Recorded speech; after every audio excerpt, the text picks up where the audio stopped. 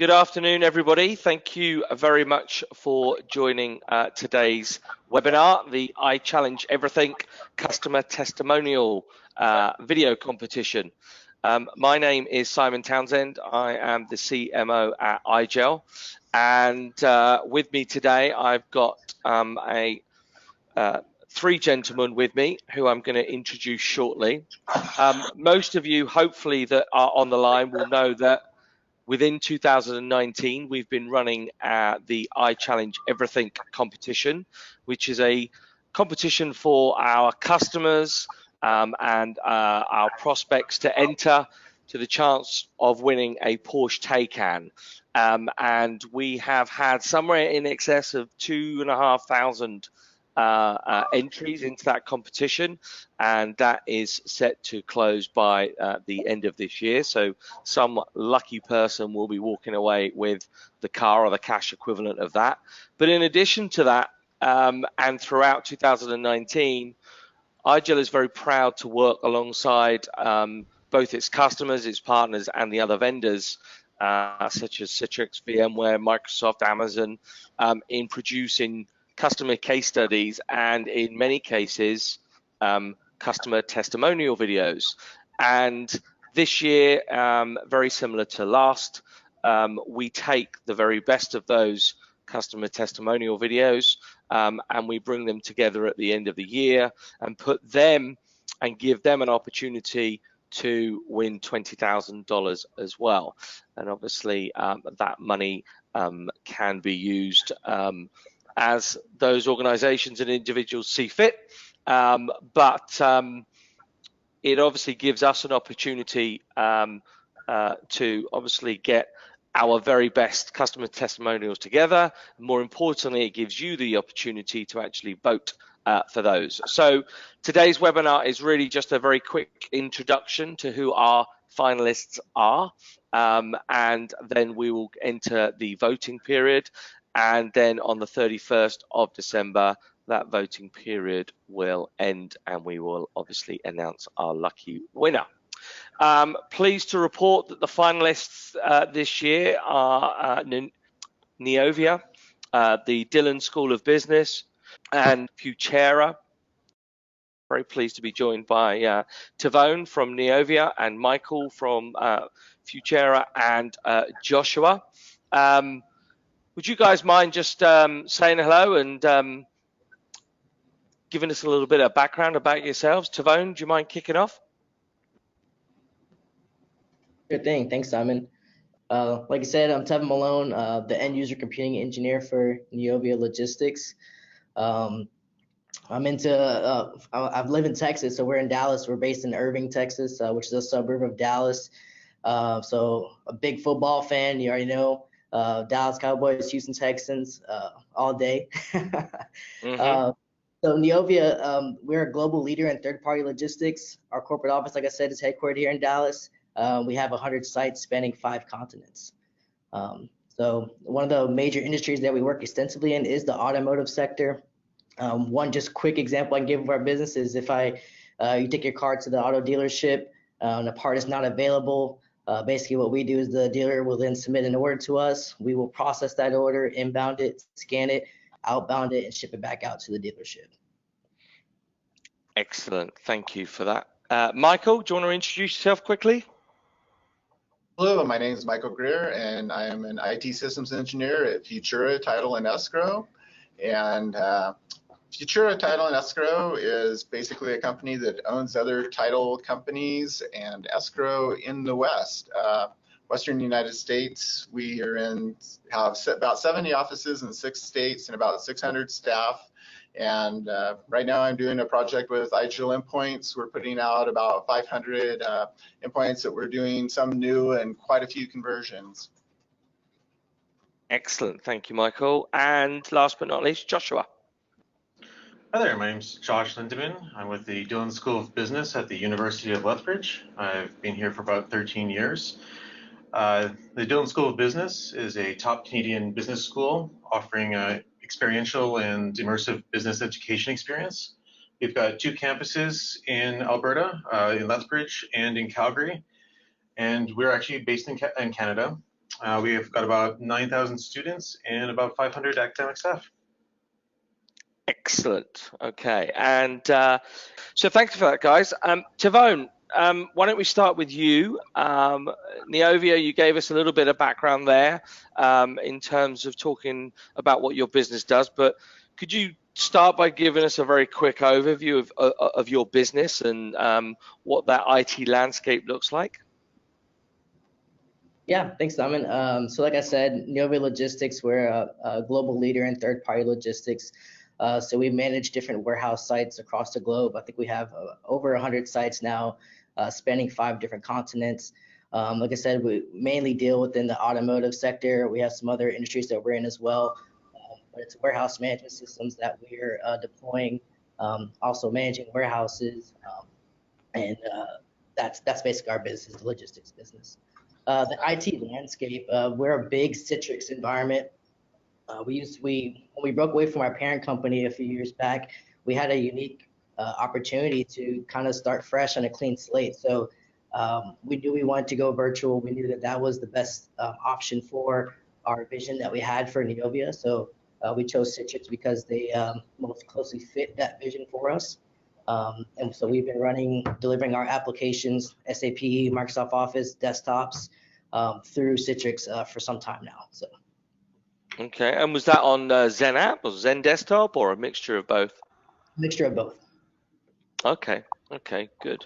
And so, what were some of the challenges perhaps that you saw before IGEL came in, and then what leaded you to take a look at IGEL? Absolutely. So endpoint standardization was probably paramount for us. We had multiple solutions and hardware types to manage, support, and update on a day-to-day basis. You can imagine with sites across the globe that we needed a standard approach to manage all these endpoints.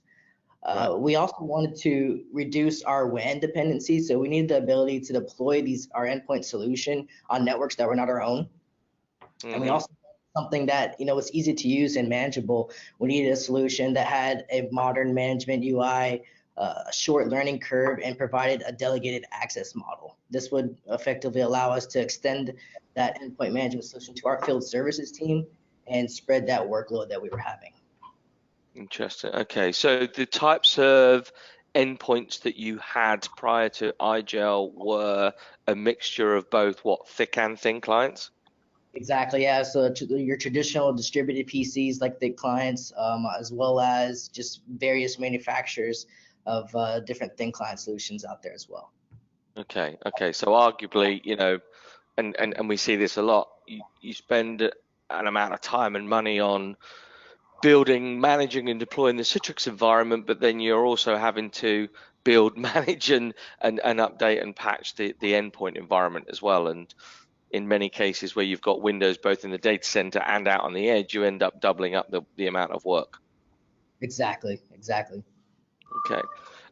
So you got obviously introduced to IGEL, hence why you're here today. Tell us a little bit about how we sort of helped and how we've been able to transform how you do things, if you wouldn't mind. Absolutely. So when we were going through this project, we looked at multiple vendors in the industry. IGEL ended up just really sticking for us. To be honest, we chose IGEL for its operating system. It's super fast, it's lightweight, it's secure.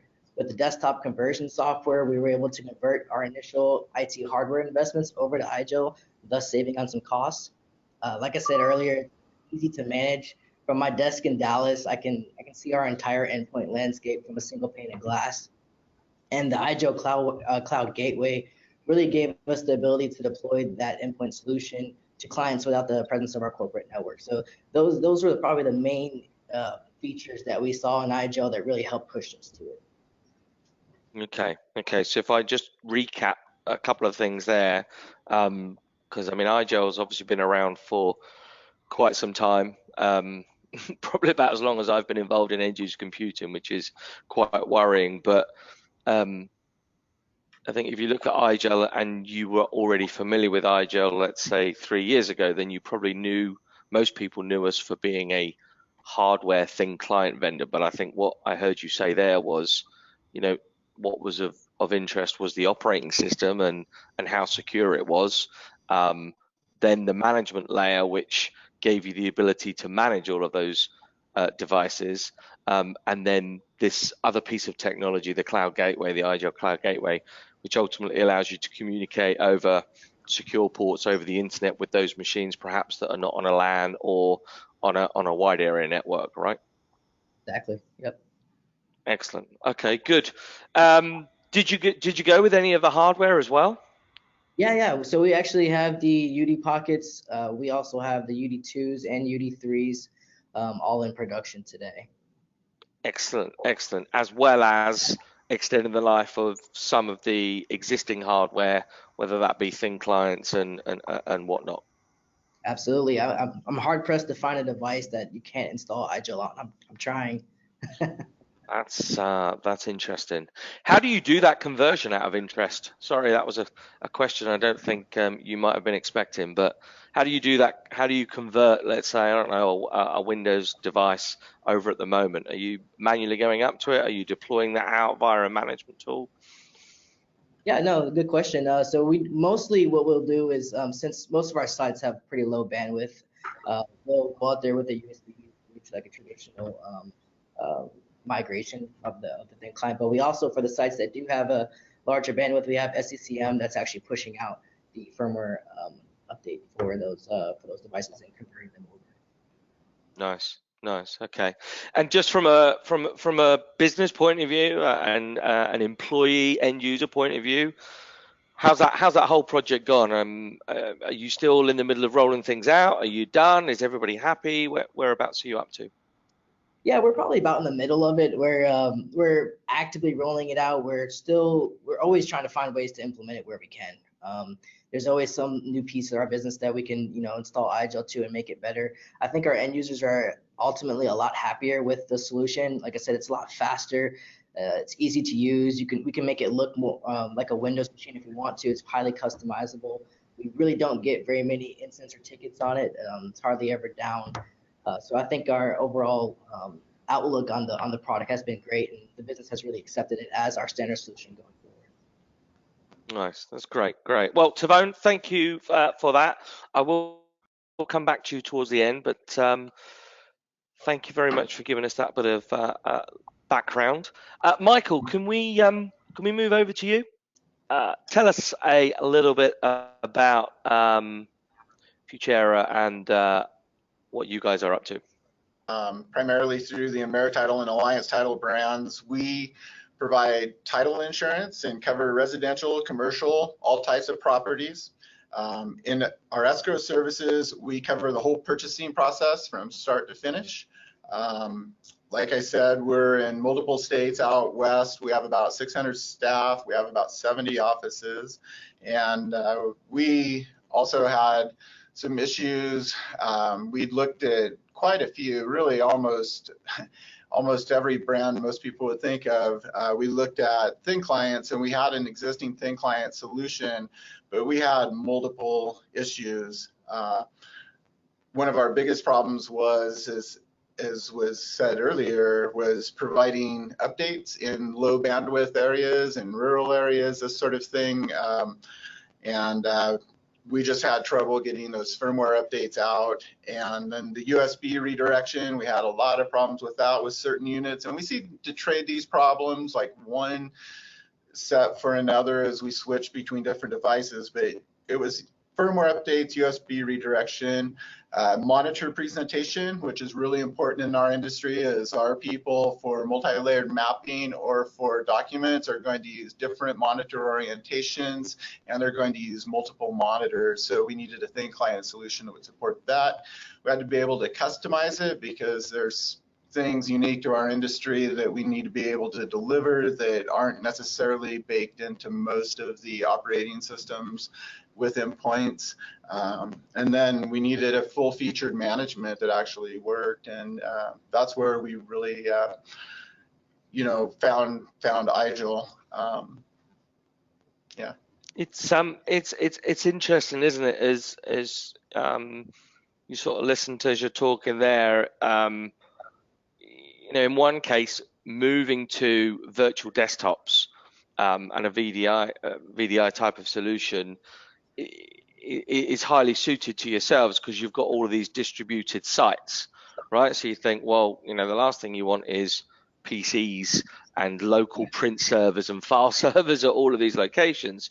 So I'm assuming at some point the organization and yourself sort of said, well, a virtual desktop infrastructure solution would be the best thing for us, because then we can deliver our apps centrally to all of these remote sites. But then you get to a point where it's like, okay, well, I still need an endpoint out there, and whether it's a Windows machine or whether it's a thin client, they end up still having to need a level of management and updates, which ultimately then causes a similar amount of pain as what a traditional fat client environment would have done back in the day. Exactly. We are also, Citrix Workspace, Zen Desktop is our delivery, and we are virtualized. We like to say that our people can work anywhere in the world, anywhere they can find an internet connection, and a lot of them do. They take advantage of that and travel off and are still able to work and get everything they need securely. We had, our virtual desktop and virtual app systems working fairly seamlessly, really working pretty well, but it was the endpoint management that really started to stand out after we got the virtual environment nailed down. So you're exactly right, and this is where we just started really having to put some focus and start searching. And I actually, although IGEL's been around, I actually had not heard of it. I had not seen it in our region, and I actually just made a decision after being dissatisfied with what I was seeing with vendors in the United States. I started looking and found out that you were #1 in Europe, and contacted Germany, and then worked back through the distribution channels out here in the West. So it was a really amazing discovery at the end of a fairly exhausting search. Well, it's definitely a great story. Being the marketing guy, that obviously upsets me slightly that we weren't shouting louder in your particular region, but I'll make a commitment that we'll continue to try and change that. But it is, it's over in Germany, I think IGEL's got over 70% of the market share, and it's a very, very well-known, trusted brand. Obviously, most recently we've decided to split the hardware and the software up so that organizations can choose to buy those independently, and like you said, give you the ability to perhaps convert some of those endpoints to an IGEL operating system, which is then easier to manage. I think a lot of people still don't realize, however, that you can go and convert existing thin clients that you've already invested in and just improve the manageability of those existing thin clients without having to rip and replace all of the hardware, right? True, very, very true. And before I talk about that, Simon, I just want to say I've got your back out west, and I am evangelizing IGEL here, and it's definitely getting traction. You have some great people in this region that are working on it now, and so I think that really is going to take off out here, and is. I'm seeing people adopt it here. The thin clients, the existing thin clients, we have been able to convert really everything. The only caveat to that really is that some of our thin clients, the SATA DOMs are too small, but I was able to locate a company that can give us, for a price of just under $40, they're able to ship us SATA DOMs that are large enough for the IGEL OS. So that's been our expense, is just the OS and or the OS plus a SATA DOM, and that's just a tremendous cost savings compared to looking at going to a completely different system, which is what we were considering in the beginning. So it's really saved us a lot of money. Yeah, nice story. It says there updates and bricked endpoints. I think that was a line I took out of the video. What's interesting for me, and I just wonder whether you could comment on it, is if I go back to say 2005, and I look at when I was deploying Citrix, I used to deploy Citrix, and I used to roll out some thin clients, and then you'd almost like leave it alone. It would just sit there and work, and it would be on like a 2003 server or whatever it was, and it didn't need a great deal of maintenance, and perhaps we weren't patching things as much as we should have been back then. But the version of Citrix didn't change, therefore the client didn't change, therefore the endpoint didn't change. I think what I'm seeing more of now, particularly as organizations moved their desktops sometimes to the cloud as well, is that these vendors like Citrix, like VMware, quite rightly are updating their versions of the server and the client more, quicker and in a more agile way, and that gives them the ability to obviously release new features and updates, but it does cause a challenge with some of those older endpoints that are perhaps stuck on an old version of the Citrix receiver, which then need to be updated to connect into the new version of Citrix. And I'm guessing that's where some of those challenges around updates and bricked endpoints came from. I think there's two things there, really. One is that you're right. With Citrix and now being Workspace, as they've rebranded it, they have been paying more attention to security. They've been paying more attention to fuller feature sets. We've loved taking advantage of this, but one of the things we found is that sometimes that version of receiver or workspace that you have just took down a significant number of your people once you put that update out there. And that's something I gotta say I love about IGEL. I did not talk about that as far as one of the issues we're looking to fix, because most of your endpoint OSs that are thin are going to have that single client, Citrix client built in, but you guys have 3. Every single release you have 3, so we don't have to roll back the firmware if we have an issue and we're waiting for a patch from Citrix anymore. We don't have to do the long support. We simply roll back out of those 3 that you provide, in each system, and I just love that. I just can't stop talking about that to people enough. The other problem we had with bricking was, quite honestly, that we're in rural areas that oftentimes have limited connectivity options, maybe some cable DSL from small providers, really rural areas. And in those cases, we were having a lot of problems delivering those firmware updates over the wire. So what would happen is maybe there was a lot of jitter on that, or on that circuit or something, and that firmware update would get partway done, and then it would just fail, and then that device would never come up again.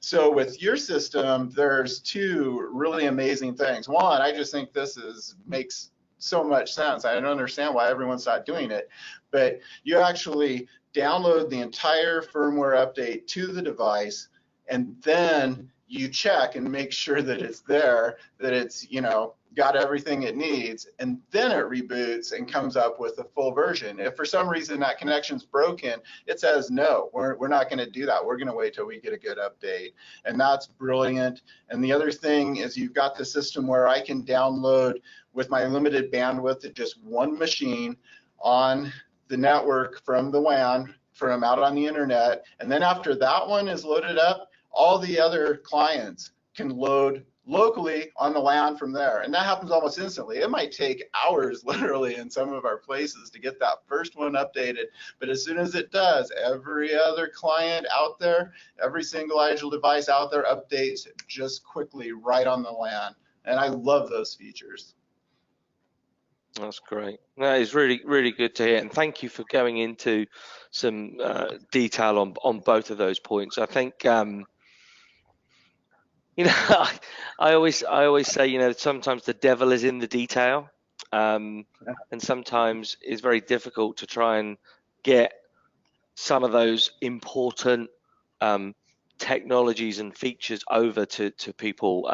So it's great to hear, a particular customer like yourself actually talking about how we've helped overcome some of those particular challenges that you you know that lots more organizations are probably continuing to face. And you know, sometimes you can go to our website, you can go and get a standard demonstration, you can get an evaluation, for instance, but perhaps those types of things are not always obvious in the first instance. And it is the devil in the detail, I think, that allows us to be you know, one of the best products on the market. So that's great.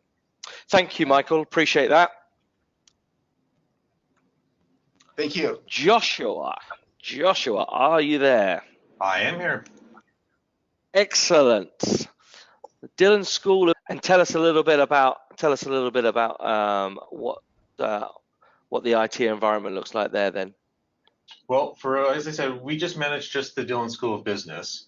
About 10 years ago, we decided to build ourselves a financial trading lab, the first of its kind in Western Canada at that time. And what we built was a 48-seat lab to replicate what you would normally see in industry. We also went with Citrix in the back end, and so it's full Zen server, Zen app. We mostly just push out the applications to our users. Okay. In the trading room, we also set it up with thin clients, and we ran it for about 9 years. But our biggest issue with that was that those thin clients were running Windows XP embedded. And I was already pushing past that point where Microsoft was even supporting it anymore. And so that led us to actually have to start looking at a replacement solution. And that's what started leading us down the road towards IGEL. Interesting. Okay. How did that go down when you first stumbled across IGEL and you got to the bottom of the fact that here's an operating system that's built on a 64-bit Linux operating system compared to what you had, which was obviously Windows embedded. Was there cause for concern by doing that, or was that actually deemed as a more attractive option? Personally, I like to use Linux on the side when I can, so to me, I was kind of interested in it. IGEL for us originally wasn't at the top of the list, to be honest. We had about 4 or 5 that were offered, and our distributor had just come out of some kind of IGEL presentation, and it's like, hey, why don't you add this to your testing? And so we thought, okay, well, we'll take a look at it too. Quite honestly, once you guys did the on-site demo, we were sold halfway into it. The other comparisons were very clunky and weren't easy to use. Once we started doing the IGEL solution, it was very fluid. What really got us was the ability that I don't have to worry about Windows updates anymore. That was kind of a thing of the past. I could easily look at this and say, we could do another 9 or 10 years on any device that starts running IGEL because I don't have to worry about those kinds of updates. And the ability too is that we have classes. In between classes, you might get about 10-15 minutes of breathing time before the next class starts. And one of the things that really got me was that if there was, say, an IGEL update that we needed to implement, or we needed to change some visual aspects of the operating system, I could do that within a couple minutes. And for the next class, boom, it's done. Wow. Okay. Yeah. So just going back to when we came on site, you sort of said, you know, we did a bit of a demo. I mean, what was it that really caught your attention? And I suppose what is it that's started to make a big difference in your environment? For us, like I said, the manageability. I mean, we have different things going on at different times.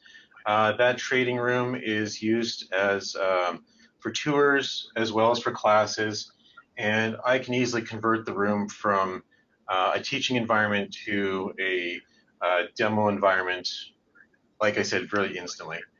The thing also that sold us during the demo was those UD pockets that you guys have. Those have actually been very handy. We will sometimes have students that have to take an exam. And on one side, I can flip the entire trading room into a lockdown exam environment because of the IGEL OS. Right. I can actually limit what access the students have. Students can also sometimes have to take a makeup exam or a test, and they go to the instructor's office to do this. They can just pull out their own laptop, we stick in the UD pockets, and boom, they're in a lockdown environment again. They have no access to their own local hard drive. Now they can take the exam. We're actually looking to, at our satellite secondary campus, we're running that, a secondary financial lab that we built a couple years ago. And they're actually running on 0 clients because of the host institution that we're with. Right. But we're actually looking at implementing the UD pockets on all those 0 clients and actually run the device off the UD pockets and gives us back our full environment. Yeah. Yeah, I've seen that before. Yeah, so leaving the UD pocket plugged in to the 0 client and just allowing the thing to boot off that, as opposed to the what's on the chip. Yeah, it's very lightweight OS, and so it makes it really easy to do. Yeah, yeah, it's really interesting. And flipping those when you're talking about that training room, just to give a little bit more detail to people that might be listening in. Changing an endpoint to perform a different function or connect to a different Citrix server or get a different set of applications, that's what you're ultimately doing there is from a centralized management console deploying out what we would call profiles to those endpoints. So you could have a profile that said, hey, today I want you to connect to this Citrix farm and automatically launch these applications, and within an hour's time you could roll out a new profile, customize the desktop, change the wallpaper, change the security settings, but also change the virtualized environment that you're connecting into, correct? Correct. And once you implement it, it's within minutes, whereas some of the alternatives that we looked at, you're having to re-image the entire device, and that can take a lot more, like half an hour or more. Yeah, yeah. That's interesting, isn't it? It's both, but in fact, all 3 of you guys there have all mentioned the fact that in time gone by, it's the management of the endpoint, and actually changing the settings of the endpoint in many cases requires a complete firmware update, which by the sounds of it, IGEL is allowing you not to have to do that. Exactly. Yeah. Okay. Very, very good. Good. Well, I'd like to thank all 3 of you for talking through your scenarios and obviously the deployments that you've done. I'd like to, on behalf of IGEL, obviously thank you for your business. Thank you for attending this webinar. Of business.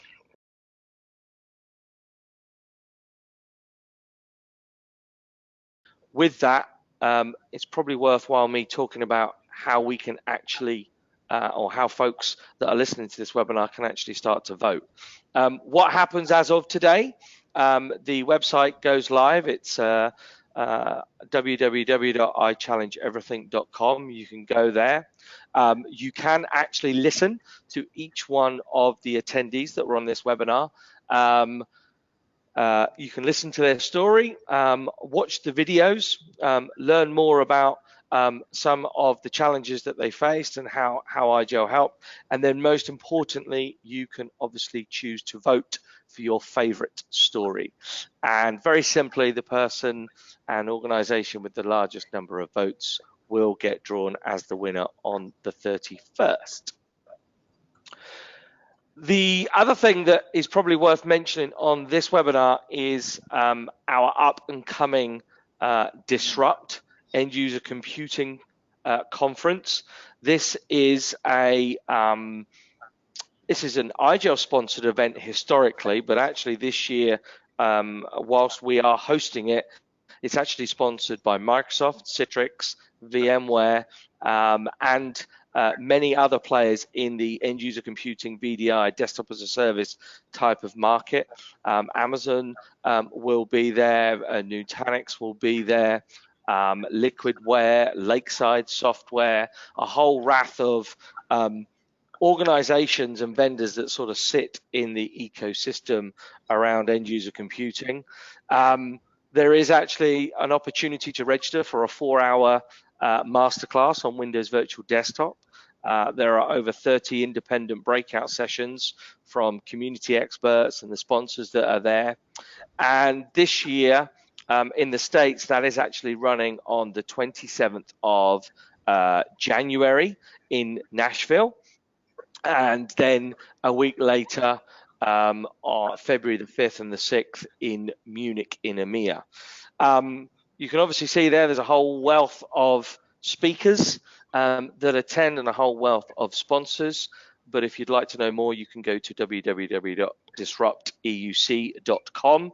And in fact, by voting on the website at ichallengeeverything.com, you will actually be entered in into a draw to win a free ticket to Disrupt. That is a all expenses paid trip, and all votes will then receive notification email allowing them to get at least a 50% off a Disrupt ticket. So just by voting, you get 50% off, but at the same time, by voting, you also get put into a draw so that we could give you an all expenses paid trip to your local event.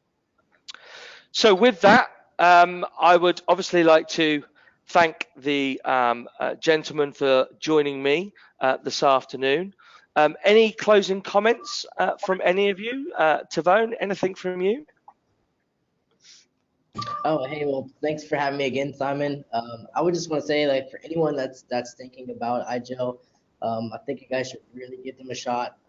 They're really disrupting the EUC space. They've got everything from, the software is correct, the management is right. And one big piece I think that I don't think anyone really talked about today was the automation capabilities that IGEL has too. Ability to honestly drop ship a device and have it auto register with UMS, have it apply your profiles, is just outstanding. So anybody that is thinking about doing it, I think you should definitely take the plunge. The user community is also great, which is another big piece of the puzzle there as well. The knowledge-based articles are on point. I can't really say enough good things about them. But Simon, once again, thanks for having me. Hey, no, thank you. Thank you for that. Michael, anything from you? I think just double thumbs up on everything Tevon said, and love IGEL, love the product, love the people, the community. But just a plug for Disrupt. I loved Disrupt last year. I learned a lot there in the classes. I met some really great people and had some really good late night talks about IGEL, got a lot of direction. And yeah, Disrupt was just fire. And I'm really looking forward to going again this year. I got my certified IGEL engineer last year, and I'm really looking forward to what I can learn and grow with IGEL at this year in Nashville. Brilliant. We are definitely looking forward to it. It is, it's not the easiest of events to pull off, I can tell you that much. Me and my team are working hard to make sure that we've got a whole host of great content to deliver. I think what we're really going to try and focus on this year is education. I think this time last year, there was a lot about to happen, if that makes sense. Citrix was talking a lot about Citrix Cloud. We knew that Windows Virtual Desktop might be released at some point. I think we were talking about how we were just about to release IGEL OS 11.